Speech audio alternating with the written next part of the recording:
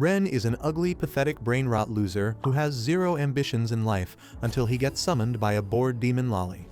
Even though he doesn't understand a word she says, he throws his life away just to see that Giyat every day. It all started. One day, Ren wakes up in an elegant castle, in the arms of the gorgeous demon Horned Lowly. Earlier that day, he'd skipped lectures to watch adults plumbing each other, but slept off and found himself where he currently is. He spends some time admiring this criminally cute girl, but unfortunately, he can't understand her. This puts them both in a fix, and she suddenly draws his face close to hers. At that instant, they both hear a loud sound, and the girl leads him to a crystal ball, through which they can see what's going on. He finds that the hero and his party are invading the castle, but she sets a trap that makes them all disappear. This is when he figures out that she's a demon lord. Although she's gonna need a BBL to fit the profile. In any case, Ren is a die-hard lolicon like you, so he doesn't mind her at all. Later, the demon lord feeds him her fat, juicy steak, but he's too shy to eat it, so she bites on the meat and feeds it to him. Later, he settles for a relaxing bath, but she shows up with a sponge and her flat, plotless body, insisting on scrubbing him. Even worse, as he settles to sleep, she lies in the same bed with him, and there's no way in hell he won't want to defile her lowliness that evening, but he restrains himself. The next day, the lame hero, more like Zero, invades the castle again and causes the floor to divide. But the demon lord gets pissed and causes them to vanish with one stroke of her finger. She walks up to him and pulls his hand to reveal a slight cut. Then tends to the wound. He thanks her, and she almost murders him with cuteness, so he tells her his name and successfully gets her to pronounce it. But when it's her turn to say it, she mumbles Arabic. Anyway, the next morning, Ren figures out that her name is Mary, and is glad that she can at least pronounce his name. Unfortunately, that's the only word she ever says, and it makes him feel like her pet. After 3 days, Ren is already fed up with the food because he's been served meat for lunch, breakfast, and dinner, and that's a crime, even for a carnivore. He helps to clear up the dishes and makes his way to the kitchen to find other ingredients, but to his greatest shock, he finds this life-size teddy, who just collects the dishes and ignores his existence. Out of curiosity, he pokes around and finds that it's not a stuffed animal, but possibly a golem. He tries communicating with Teddy, but this ain't no TED Talk, so he figures out on his own that there are indeed other ingredients. Mary lifts up another piece of meat for him, but he's so done with it and demonstrates his curiosity about other ingredients. However, when Ren moves to chop up some veggies with a knife, Mary freaks out, displaces the knife, and stabs it against a wall. He later pacifies her, and she responds with a felt cute, might stab you later expression. Full of amazement, Ren watches as Ted chops up the veggies. Then he makes a meal for them, and has poor Mary act as his scapegoat. Surprisingly, she enjoys the meal and has seconds, so Ren is glad that he'll finally be served more versatile dishes. Unfortunately for him, he resumes his endless days of meat torture. The next day, Ren sees a cute witch on her Tesla Cyberbroom and wonders if she's one of Mary's guests or a member of the hero's party. Within the twinkle of an eye, the witch dives straight into him with her succulent milk reservoirs and gives him a death stare. From her cleavage, she draws out a wand and starts shooting magical attacks at Ren, who immediately runs for his life as he cries for help. In the process, he slips and falls, so she traps him, draws nearer to him with the death stare, and presses her soft, plushy badingers against his chest. At this moment, the witch gives him a mindgasm in, like, 20 seconds. Ren protests when she closes his eyes with her tiny fingers, but she knocks him on the head, tortures his fingers, and rips a handful of hair from his scalp. She draws a pentagram and uses a strand of his hair, which she curiously observes, to perform some weird ritual. Ren thinks it's all over for him because she's finally going to curse his sorry but she takes out the strand, and after watching it sparkle, she smiles for the first time. She happily walks towards him, drags him, and peeks into his pants to gauge the size of his katana. Ren has endured enough torture at this point, so he calls out to Mary, who instantly appears and hugs him, pulling him away from the witch. The two get into a staring competition, and Ren just knows that it's about to go down. Mary walks over to the witch and gets even with her by cutely punching her giant jugs, which makes Ren understand that they're indeed acquaintances. They begin communicating with each other in their own language, and the witch tells Mary to calm down because she's all grown up. Mary asks her what crazy thing she's done to Ren, but the witch reassures her that she only let the tip in.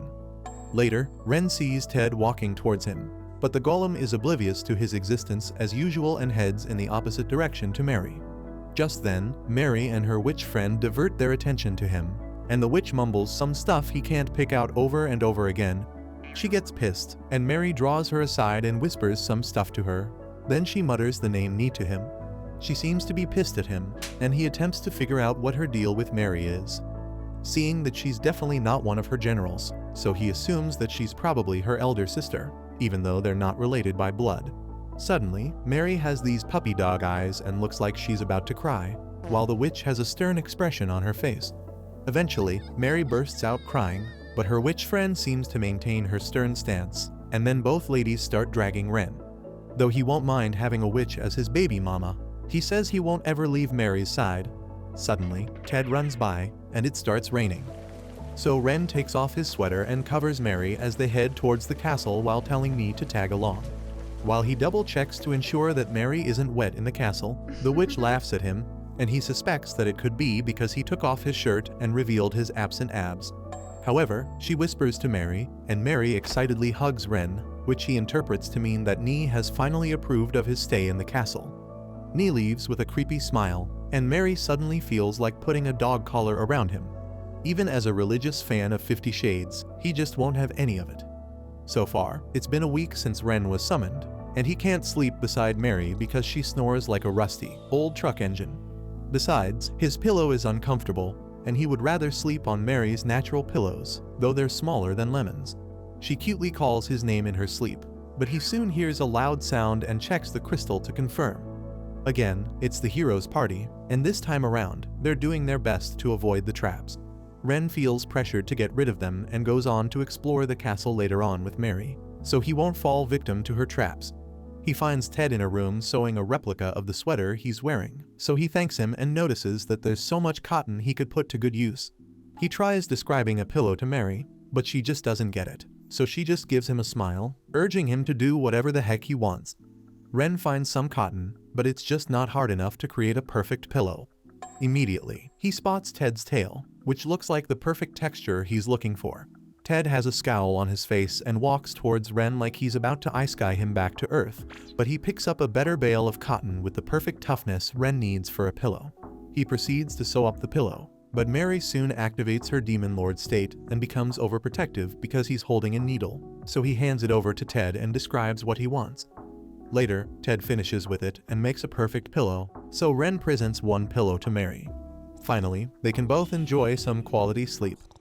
Meanwhile, far away from Mary's castle, the hero is approached by a priestess named Fina. She threatens to beat him to stupor because he isn't supposed to be wandering about during the blessing ceremony, as someone could find him out. The angry Fina also scolds the hero for letting their witch get lost in the crowd, and they set out to look for her. Just then, Mary and Ren come in. Dressed in mantles, he wonders why no one seems to recognize Mary by her horns, then concludes that there are different races of people in this world. Later, he sees a dragon appear and disappear, and he just becomes confused, trying to figure out whether the festival is to celebrate dragons. After, they come across some drakes, and Mary tugs at him to play some dumb ring game to win the drake for her. On his first try, he misses it, but gets it on the second attempt. Ren celebrates his win because he's taken too many L's in his lifetime, but he gets carried away in the process. And Mary wanders away. He embarks on a tiring journey to search for her, using some objects as landmarks to guide him. Soon, he gives up, sits, and waits for her, but a witch suddenly starts staring at him. She casually speaks Japanese to him like he'll understand anything, but as usual, the communication fails. Next, she casts a spell, and some cute stuff like confetti appears in the air, mesmerizing Ren. However, the girl's mood switches up real fast, and she touches his face. In the next second, she strips him and peeks at his sausage. Traumatized by the experience, Ren calls out for Mary, and she speedily locates him, hugging him when she finds him. Later, the witch reunites with the hero and priestess, and then she narrates her encounter with Ren, saying she felt a trace of magic that was similar to that of an acquaintance. Meanwhile, Ren is still rattled by his encounter with the witch and decides to stay the heck away from those edgy witches before they turn him into a vibrating plastic doll. The day finally comes to an end, and he acknowledges that he had fun, but just before sleeping, Mary insists that they have a triple sum with her new toy. Some days later, Ren feels bored and wishes he had his computer. And he also worries that his parents would find all the adult blockbusters that he oils his rod to. He peeks at what Mary is reading but can't understand a single letter there, though he uses his leftover IQ to decipher the plot of the story. When he sees a cake there, he becomes interested in it and begs Ted to make one for them. Mary later serves him some tea, and Ted brings the cake, which looks more like a brown pie than a cake. Mary seems overjoyed as she sees it, so Ren becomes curious about the taste of the pie. Ted slices it for them, but the aroma soon hits him, and he realizes that there's meat in that cake. Ren is shocked and disappointed because, even if he loves meat, he's been traumatized enough to become a vegetarian. However, he sees Mary's eyes brighten up with excitement, and she mentions some indecipherable thing to him. She also takes her slice of her meat and relishes the aroma, so he finally realizes that perhaps what joined them together was their love for thick, juicy meat. In the end, they enjoy so much of the meat that they can no longer eat dinner. The next day, Mary gets up before him and wakes him up, but he feels feverish and worries that he may have caught a cold when he was running from the witch. He figures that a bit of rest may cure him, but he's also quite concerned about infecting Mary, so he pushes her out.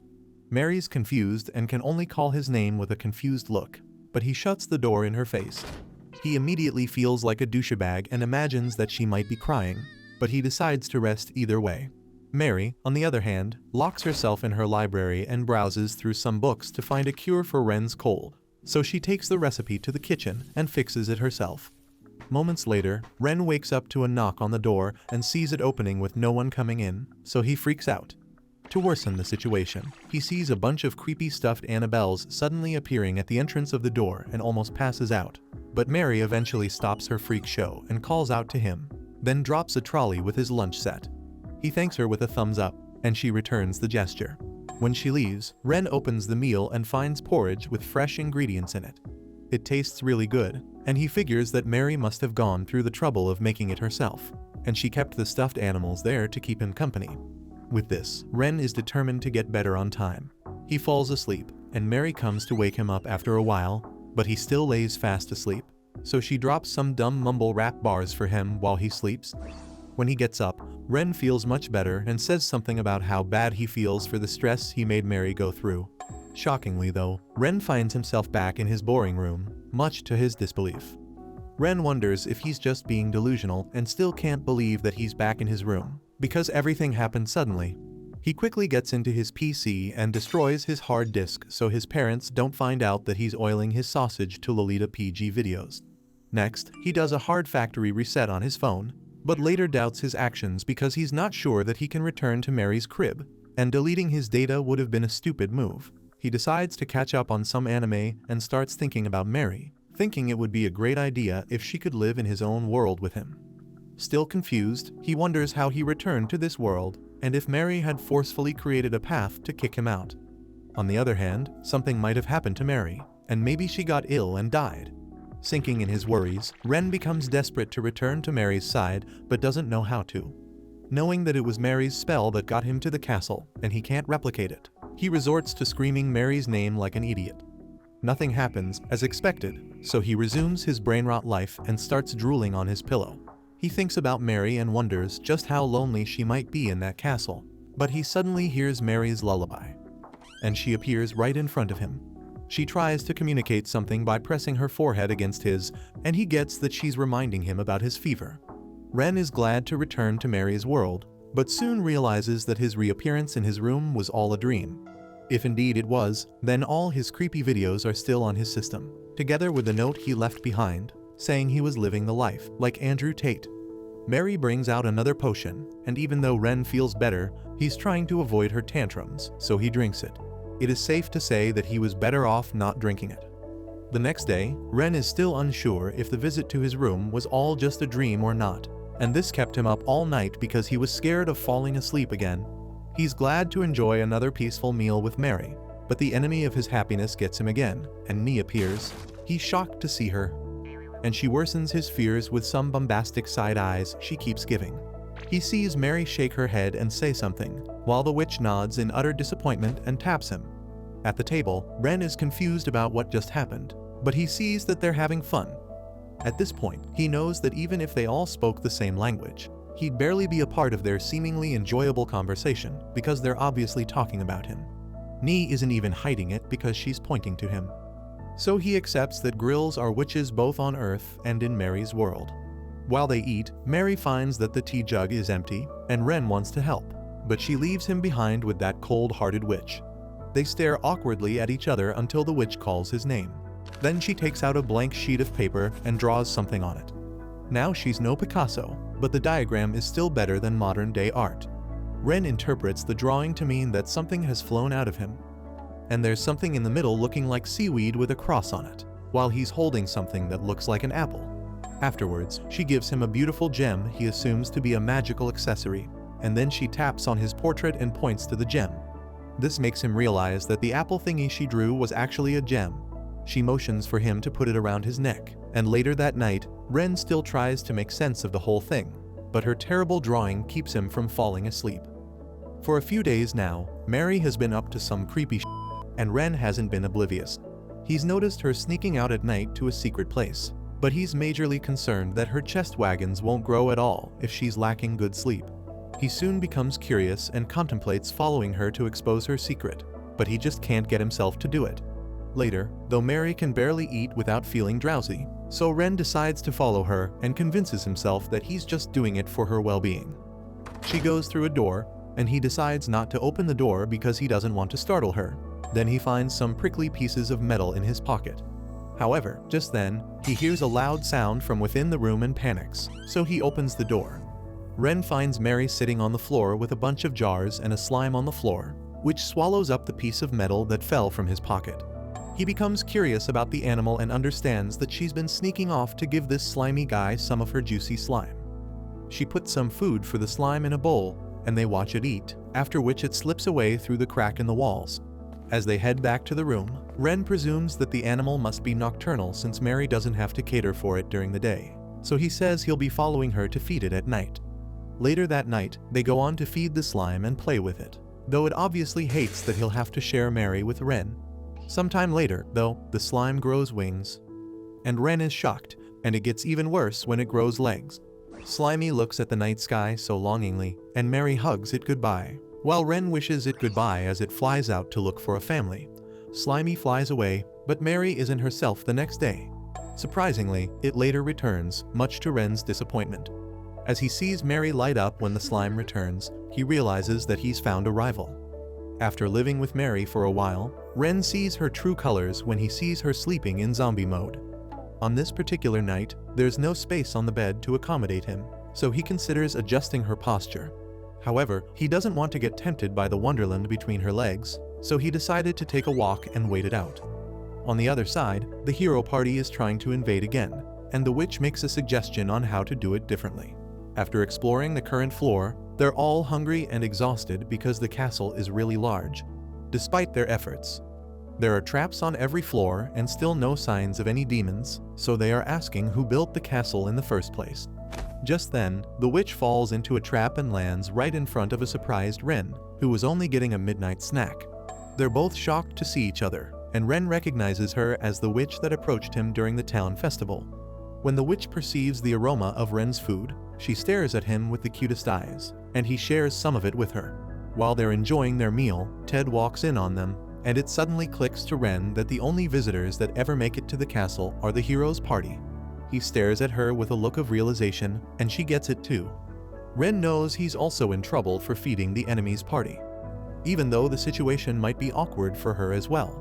She suddenly starts fidgeting and trying to bail her way out of the situation, saying a bunch of incoherent stuff.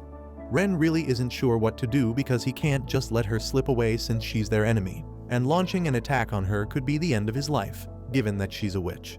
Just then, Mary comes out looking for Ren, but when she sees the awkward situation in front of her, she gets angry, and her expression tells these two that they're goners. Mary's death stare is even worse than the one she had when the hero's party invaded, and this time, it's directed at Ren, who's terrified to the core. Ted suddenly drags him away and wonders if they're about to fight right there and then. The terrified witch starts explaining a bunch of stuff and mentions Nee's name somewhere in the conversation. So Ren tries to connect the dots, trying to figure out whether she's Nee's acquaintance or if Nee is somehow affiliated with the hero's party. In no time, the atmosphere between the ladies becomes more friendly, and it seems perhaps that they've found a better way to communicate with each other. Also, Ren recalls that the witch had been really nice to him at the festival, so she's probably a good person. Ren is glad that Mary's in a better mood, so he calls her name, but she switches to one of her schizo personalities and responds with a pout. The witch, being confused, tries to pacify the situation and confirms Ren's name, after which she says that her name is Seal. They delightfully shake hands, but Mary's evil eye is obvious, and Ren can tell that she isn't too happy with his Casanova ways. Just then, Ted brings a buffet of all sorts of sweets, and Ren just knows that they're about to party till dawn. The ladies look delighted to see desserts, so Ren hopes that Mary can at least get a sugar rush and be more smiley towards him. Meanwhile, the hero's party finally realizes that Seal is missing, but the hero just assumes that she teleported home because she was hungry. However, they're used to seeing her go missing like she did on the day of the festival, so they just plan to wait outside the castle for her. Back in the castle, Ren feels really full after their mini party, and when he sees Seal getting ready to leave, he believes that she's worried about the hero.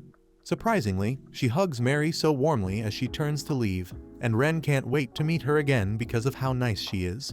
Later, Seal meets up with the hero and Fina, who notice that she's had her fill and ask her about it. The master capper says that she fell into a trap, found herself in the middle of a food storage, and helped herself. The hero says she's quite lucky, then shares some cookies with him, but this seems to anger Fina. She yells out like a cursed 50-year-old virgin, saying that it's dangerous for a hero to eat the devil's cookie.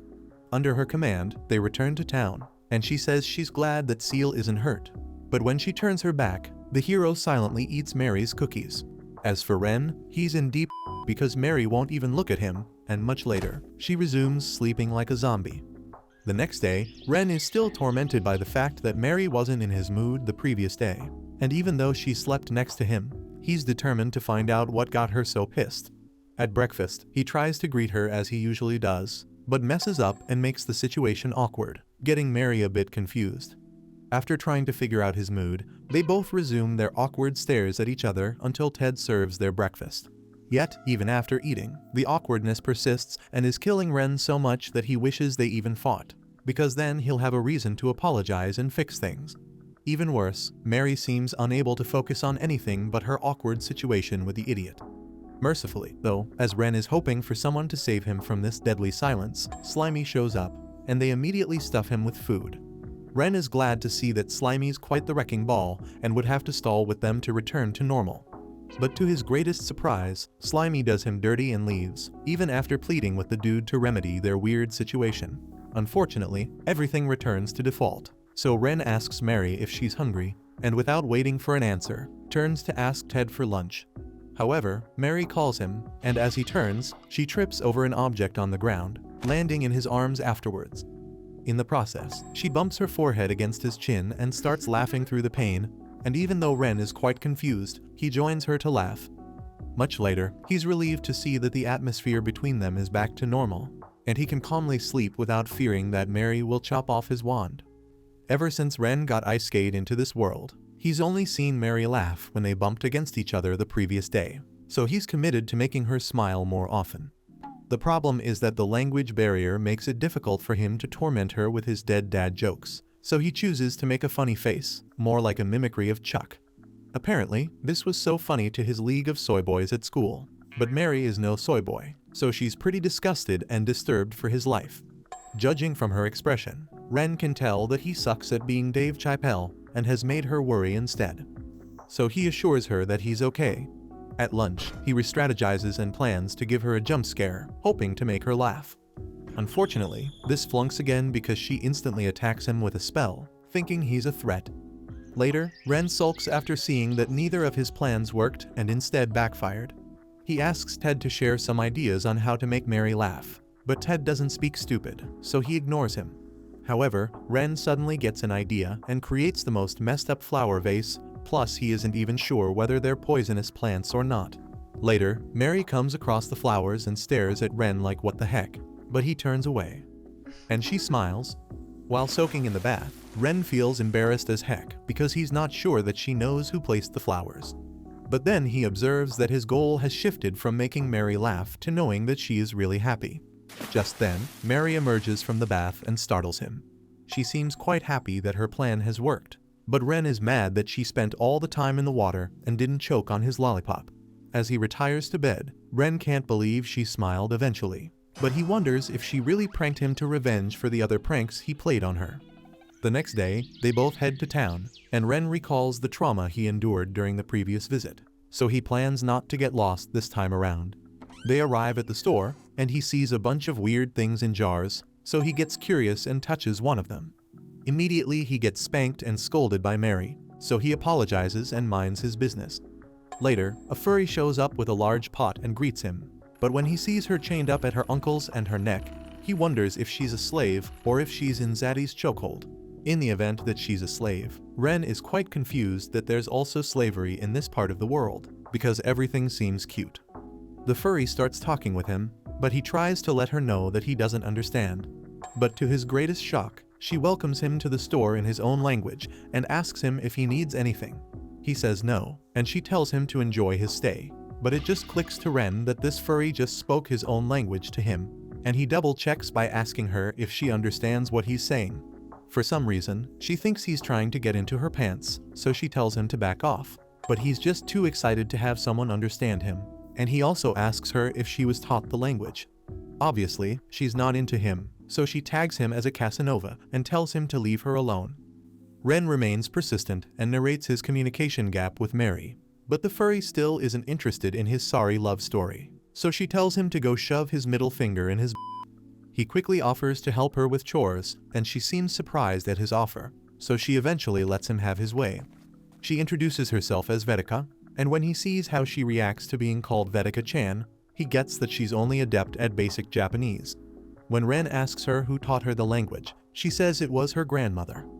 This heightens his curiosity, so he asks her a bunch of questions pertaining to her grandma, as well as if there are others like him who have been summoned to this world. She tells him to shut his lousy, stinking mouth, and he just assumes that she doesn't know what she's saying is rude. Ren says he'll like to meet with her grandma, but she says it's impossible because grandma passed away when she was a kid. They arrive at the entrance of a cave, and she says that they're supposed to harvest the herbs at that point. Ren is creeped out because it resembles a typical monster cave, but Vedika quickly reassures him to go in and give his best. This gets him to become really suspicious and worried about the fact that he could get into deep trouble and no one would know since he didn't alert Mary before leaving. His trust issues also kick in concerning Vedika, despite the fact that they speak the same language. Just then, she asks him what his life is currently like, and he talks about Mary and how juicy her naughty pit is. Obviously, this makes Vedika somewhat jealous, so she changes the topic and starts gathering herbs that she'll return home with. However, Ren realizes that he hasn't asked her anything about this world, and he's not even sure what question to ask. In the first place, she isn't fluent in Japanese, and she also may not know much about summoning. Anyways, Ren isn't only interested in knowing about summoning, but he genuinely wants a means through which he can thank Mary for being so kind to him and giving him unlimited ecstasy. Vedika sees him looking worried and asks if everything is okay. But just then, a sharp piece of rock breaks off from the cave and almost lands on her head. Ren tries to stop her, but she dodges it before he gets there, causing him to land on the ground. She says that she's developed quick reflexes because she's used to it. She apologizes for getting him injured and asks to hold his hand, then starts singing a song that he recognizes to be the same one that Mary sang for him when he was sick. Observing the concerned look on his face, she tells him that she can only use basic healing spells, but right then, his pendant starts glowing, and a bright light shines behind him and Vedika. He suddenly finds himself in the castle with Mary and Nee, standing in a magical circle, and realizes that the pendant is a lost child pendant. Judging from Mary's expression, he knows that she could get angry as she did when he was with Seal, so he starts acting like an ugly coward. However, Vedika steps in to handle the situation and whispers some stuff to her, but seeing Mary's countenance, it seems that she has only worsened matters. As a child, Vedika heard so many stories from her grandmother, ranging from one about a witch, another about a great war between demons, humans, and elves, and then one about a love story between a human and a demon.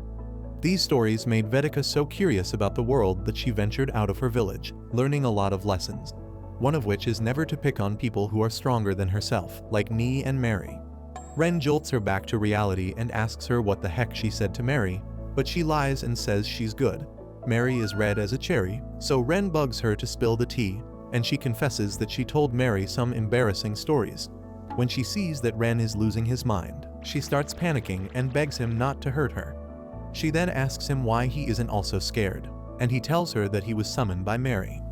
Hearing this, Vedika assumes that Ren has lost his mind because the summoning spell got lost about a millennium ago, after the demon war, until a goddess came to their rescue. Ni interrupts them when she taps Vedika, and Ren begs her to be easy on the girl.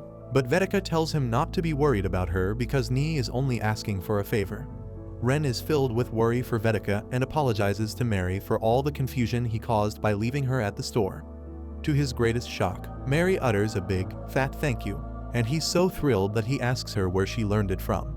To his disappointment, she resumes her indecipherable language, making him understand that she had to learn the words, even though she probably doesn't know what they mean.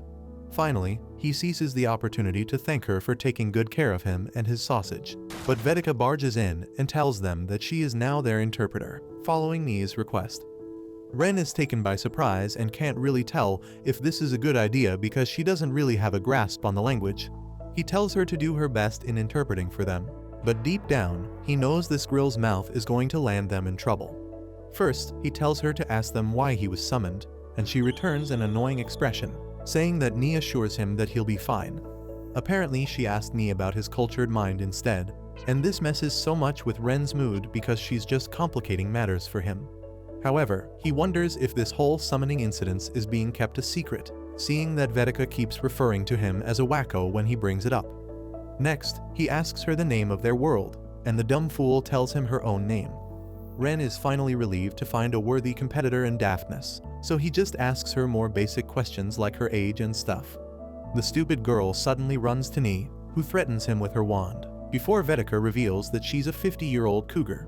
She drags him to a corner and tortures him with language tutorials, but he gives up because he's the Einstein of stupidity.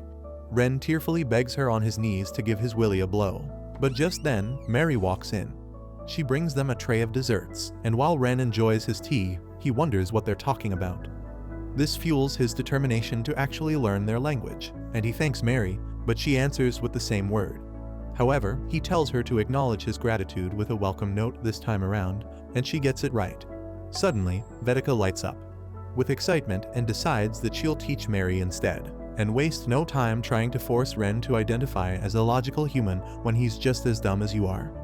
The next day, the heroes' party arrives at the store that Mary and Ren had previously visited, asking for Vedika. The store owner tells them that Vedika now has a new boss, but they scold her for letting her go even though she's been really helpful to the owner. She explains that a monstrous witch visited the store and paid her in bitcoins in exchange for Vedika, with a few threats here and there. They ask the owner why Vedika was carried away, and she says it's because of some strange language the girl supposedly knows how to speak. Seal internally tries to make sense of everything, and probably has her suspicions, while the others also find it weird that she's working as an interpreter instead of a maid.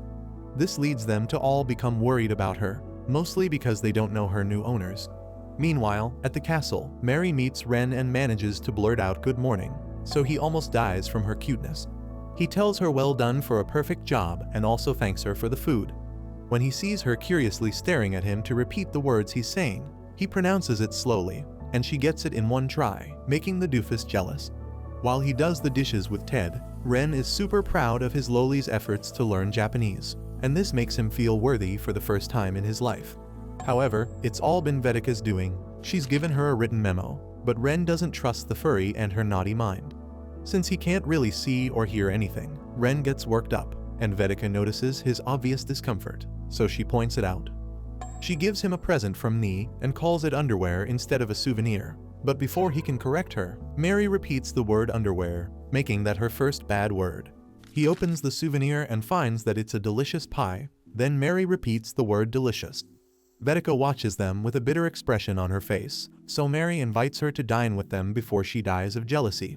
Mary seems to be getting better with her pronunciation, but Ren meets Vedika and tells her to start teaching Mary some basic Japanese words first, instead of giving her complex stuff.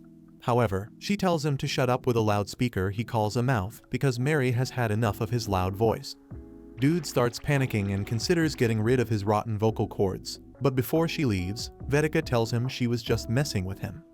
Some days later, Ren notices that Vedika hasn't paid a visit to the castle as she usually used to, and he's quite disturbed because he has a few things to ask her. He quickly runs to Mary and asks her what she's doing with a scroll almost twice her height.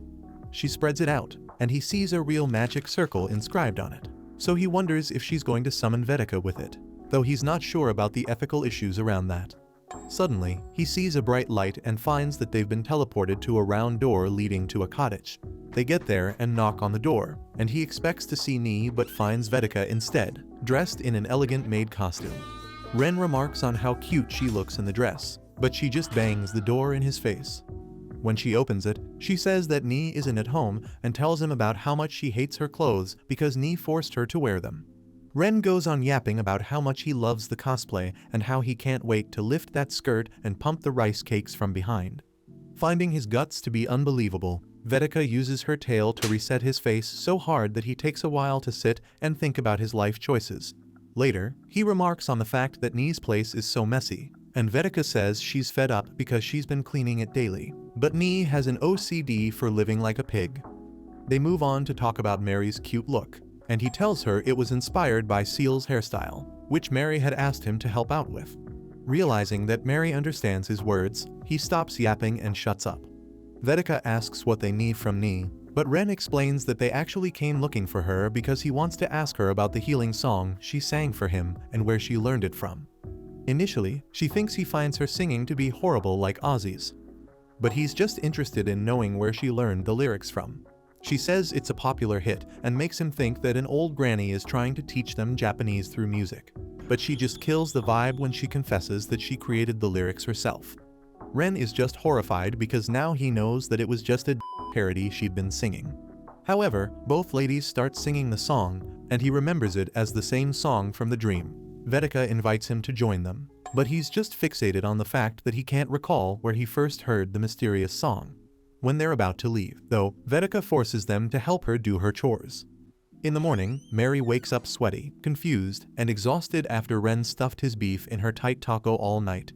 Meanwhile, the hero visits Fina at church because she needs him to answer a few questions.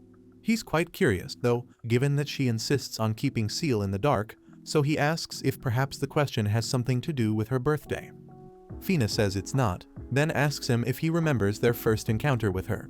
On that day, she was being chased by a dragon and screaming for help, so they bailed her out. She thanked them and apologized for the stress, explaining that she was there because she had just completed her witch training and was exploring a bit when she stepped into a dragon's lair. They told her to beware of dragons because they were currently on a mission to get rid of them, and then she offered to follow them and use her skills to help them. Ever since that day, Seal has been following them, and Fina says she thinks that the girl is hiding something because she's never used magic, and they're not even sure she told them her real name or hometown. Actually, they don't really know much about Seal, even though she's now a member of their party. In this regard, Fina asks him to join her as she investigates Seal, who will be visiting her master.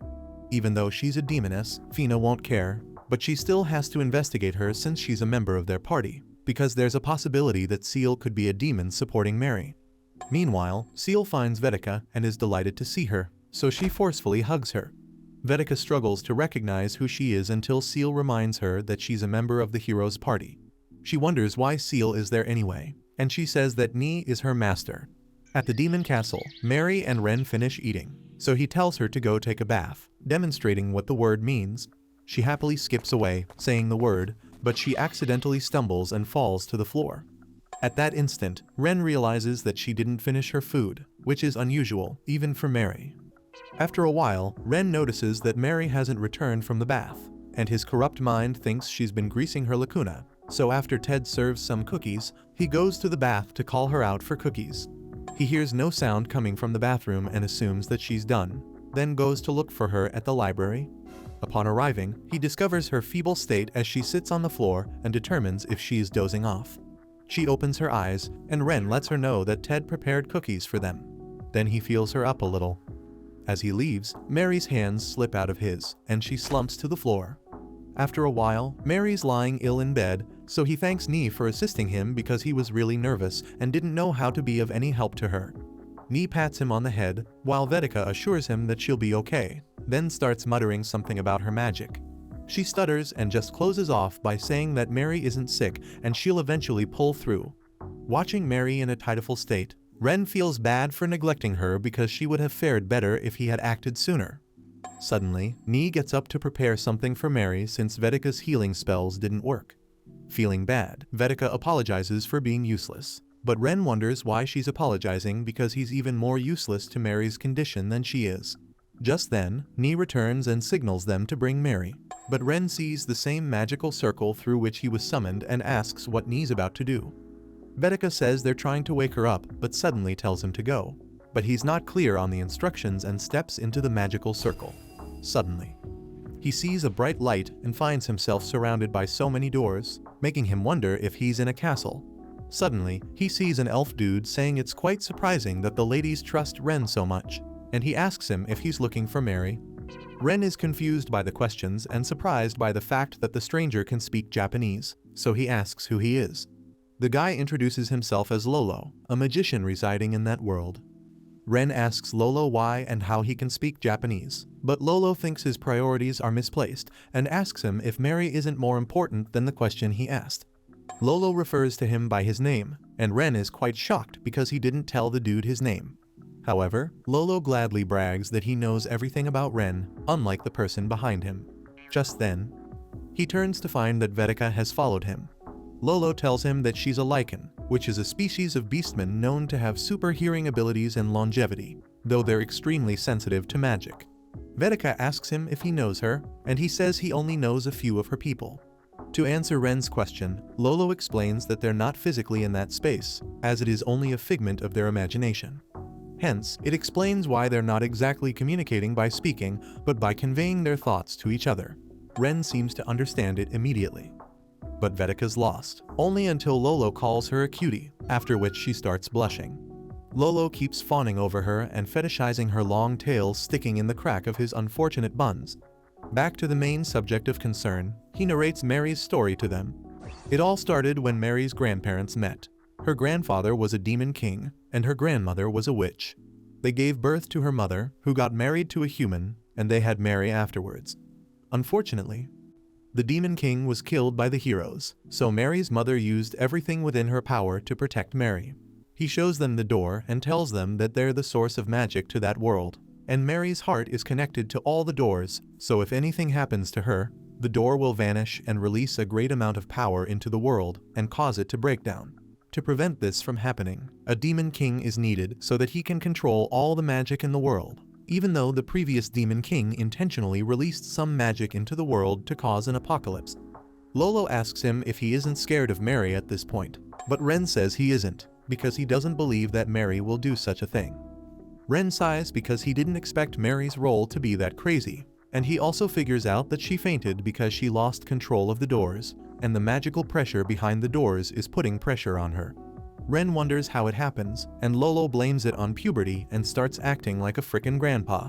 However, Ren tells him to stop acting like he isn't their age-mate, but Lolo says he's just backed up by great Asian genes, even though he's pretty old. After tormenting Ren and Vedika with his death hug, he apologizes, saying he's just glad to finally have some fun after this while. He shows them a door behind which they can find Mary, but they're scared as heck. However, on the way, Ren picks up a striking resemblance between Mary and Lolo, so he asks him how he's related to Mary. Dude says he's the source of all evil, so the devil should just fricking retire, and that he was overconfident in his magical skills. As they give him a pitiful stare, he tells them not to be worried about him.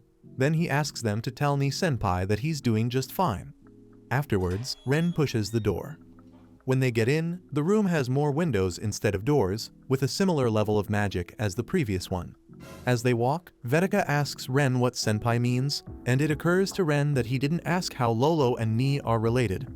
He, however, notices that Vedika looks so pale, and she explains that the magical flow in the room is too dense for her, and she feels like she's walking through a swamp. Ren decides that they should sit and rest for a while since they've yet to find anything, but Vedika tells him to leave her behind and go search for Mary. Ren insists on waiting and tells her that Mary must be doing fine, so he tells her to rest on his laps and choke on his katana. She does and tells him she needs more of his meat because she's not satisfied. Soon after, she falls asleep, wakes up quite hyperactive, and says that they should set out. To their biggest shock, a smaller version of Mary appears and asks them where they are coming from, and even though her size is shocking, Ren is very shocked that she's speaking in his tongue.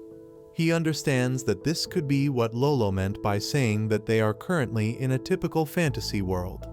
Just to confirm, he asks Mary if she can understand what he's saying, and she proves it. So he says something about how cool she is, even though she's quite small. She refuses to be called small and says that her dad said she became bigger, then asks if they're friends of her dad. He finds her to be extremely cute and asks if he can hug her, so she happily walks into his arms and makes him look like a PD file, seizing the opportunity since they now understand each other. Ren asks little Mary what her hobbies are, and she says she loves reading Aardvark stories, which are mostly about how a princess defeated the Lord of Hell. She tells him that he smells like someone named Maria, who named her Mary. Ren asks him if he knows Maria, and he says he's Nie's acquaintance. She calls Nie a mischievous witch who height shames her. They start playing, and she says Ren's face is as soft as her buns. Her cuteness makes him eager to give her his heart on the spot. However, she suddenly turns sad and narrates that everyone she used to play with suddenly disappeared, so she was scared that no one could meet her there anymore. Unfortunately, Maria, her friends, and Mary's father all passed away. Ren asked her why everyone died, and she says that humans are fragile beings and are unable to live beyond a century. Even though her father is an elf, he can't stay with her forever because eventually he'll get old and die. Vedika explains that elves live for about 500 years, while lichens live for 300, but Mary is so powerful that she could live for centuries to a millennia, outliving everyone else.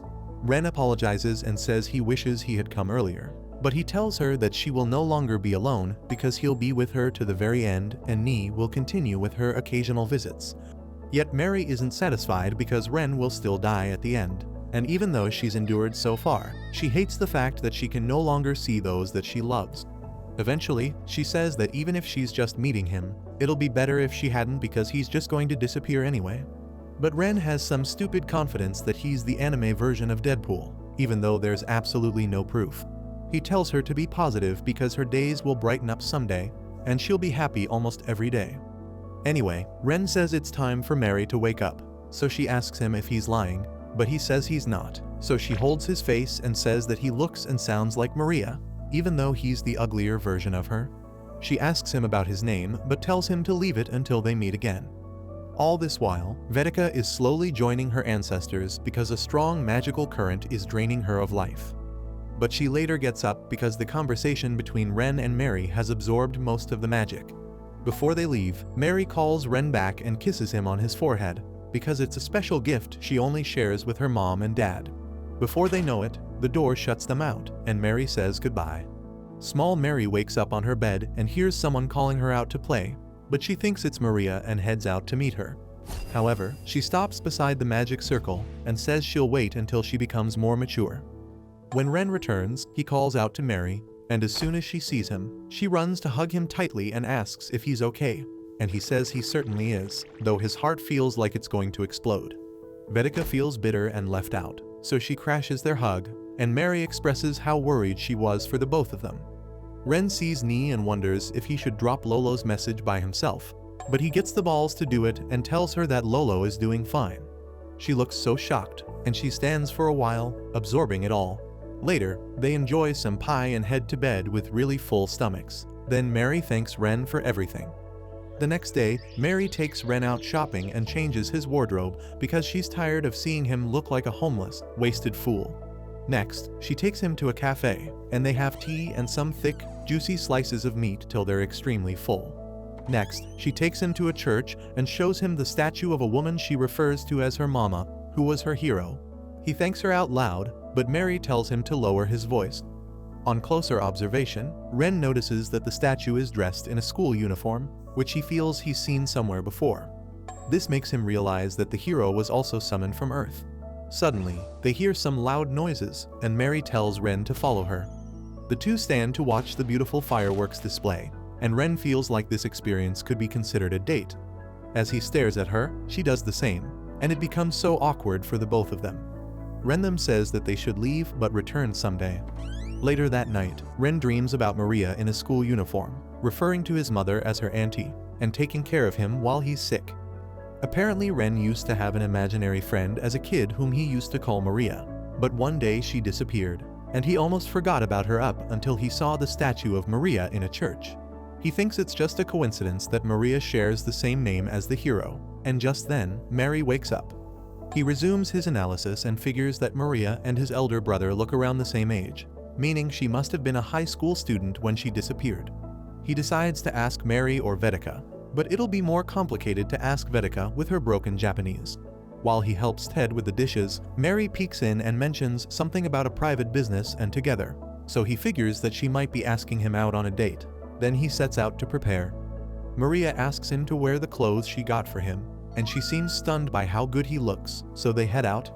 They arrive at a giant door in the castle, and Mary takes him to a beautiful flower garden with a gravestone. Then she bends and knocks on it. Instantly, the atmosphere transforms into one similar to where he met Lolo. Someone stretches out, and he sees a woman on the seat, asking him to introduce himself. Immediately, he thinks that this should be Maria. Maria introduces herself as the hero who defeated the Demon King, and Mary runs to hug her but passes right through her and slips to the floor. Her warning comes late, cautioning Mary not to come running to her because it's only a remnant of her soul and she can't even see what they're doing.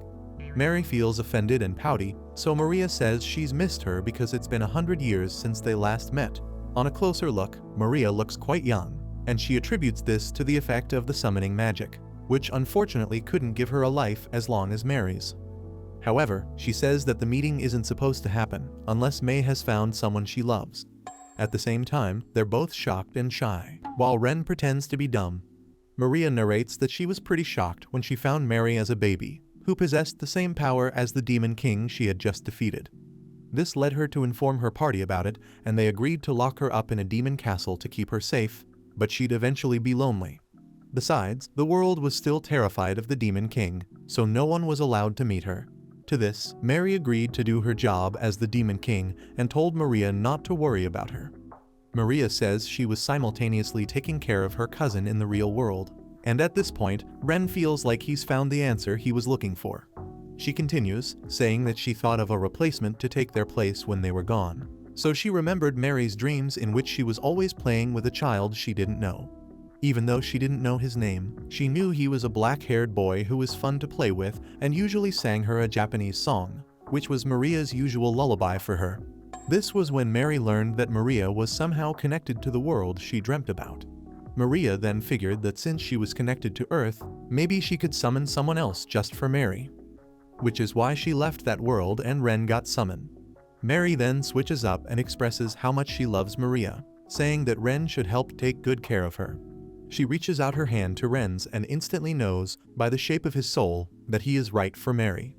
In reality, when Maria was on her deathbed, surrounded by her loved ones and descendants, she consoled them as she drew in her last breath, asking them to take care of Mary.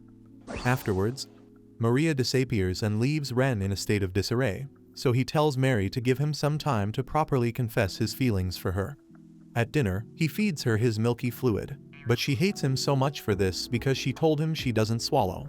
He remembers that Marie mentioned something about using people as her pillow, so he motions for her to come sleep in his belly flap, but she says it's stinky and gets upset. Ren explains that after the meeting with Maria, he feels like he got to know her better, and even though she's not the way she used to be when she was with Maria, he feels like her old habits will still suit her character and is willing to accept her that way. He still wants to cuddle her, but after giving it some thought, they both agree to sleep in their usual manner. In the morning, Ren gets up before Mary, but she tugs at him.